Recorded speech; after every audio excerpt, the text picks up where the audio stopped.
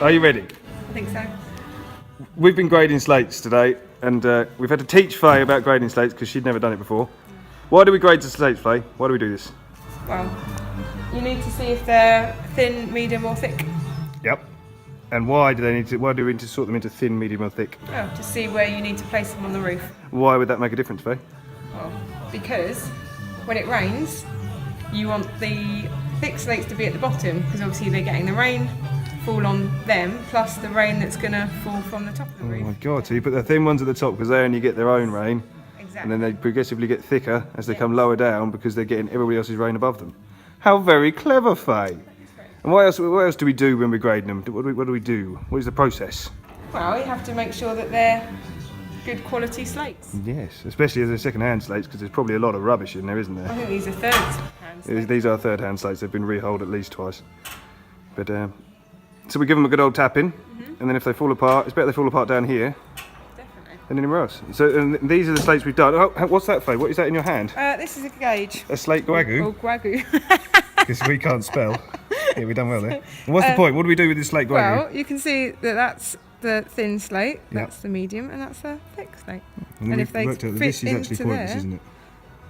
Because essentially, if it's too thick to go in that one, and it fits in this one, it's a medium. If it fits in that one, it's a thin, and if it doesn't fit in this one, it's thick. So we don't really need to. No. Yeah, we don't need to put anything in that. But never mind, it looks good. And look, these are all the slates we've got. So these in the middle here. This pile is cuts because at the bottom row, here's some slates. The bottom row under here, there's a whole row of half slates to start with. The same at the top, so they can go into cuts. Those are all mediums. There's about, was there 500 there, Faye? About approximately 500. These, that there are thin ones. That little pile there are thick ones. Haven't counted them. And the rest of these are all mediums as well.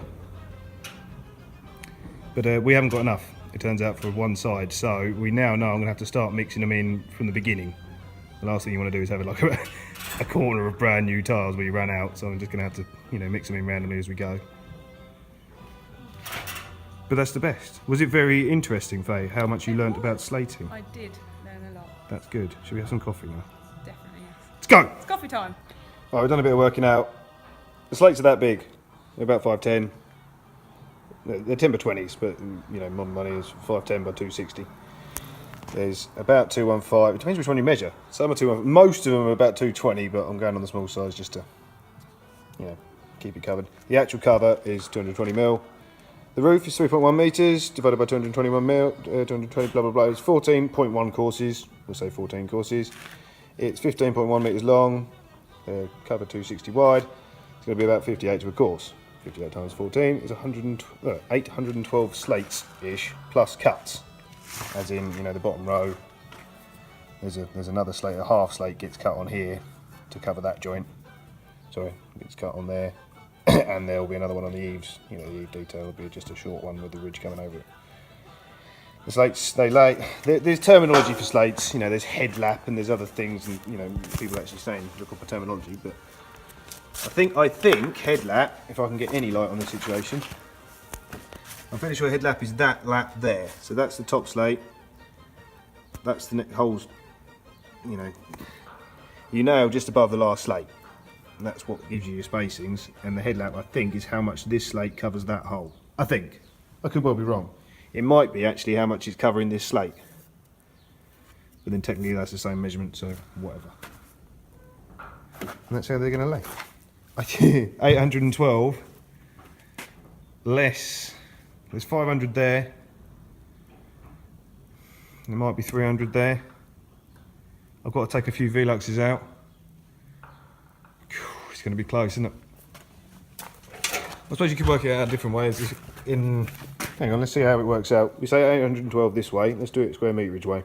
Okay, square meterage wise, each slate covers 0.57. The roof is 46 square metres. 46 square metres per slate. 818 slates. So we were pretty bloody close. 812, 818. But that means a slate, there's 17.5 slates per square metre. I've got 3 roof lights, which come out at 2.4 square metres. Take the 42 off the 818, I've got 776 slates. It's going to be so painfully close. So close. I'm actually going to have to count every single slate. Oh no. Faye counted them. I was just going to measure them and guess, but oh. Either way, scaffold's going up Monday. Let's get on with it.